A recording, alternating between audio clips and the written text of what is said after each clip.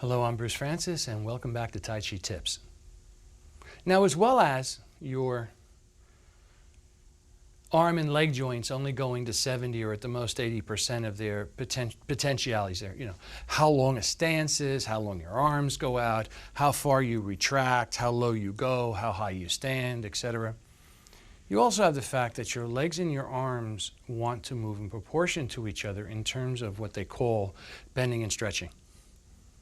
So my joints go like this, or later on, if you're in a position where you're almost fully stretched anyway, if it's just a question of your joints are primarily what's doing the opening and closing with very little action, not a big action of the legs, that the opening and closing of your joints is fairly even.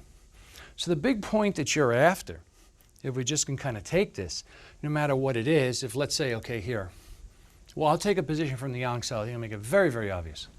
Okay, so you go like this. When you start coming back, my arms are bending, so are my legs.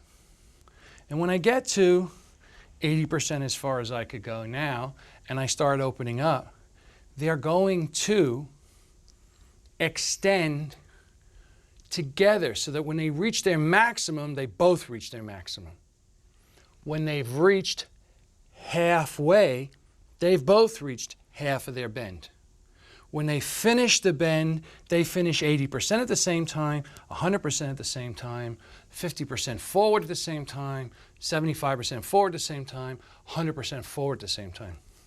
So the opening and closing, the bending and the stretching of the arm and the leg joints, the elbows and the knees, goes together.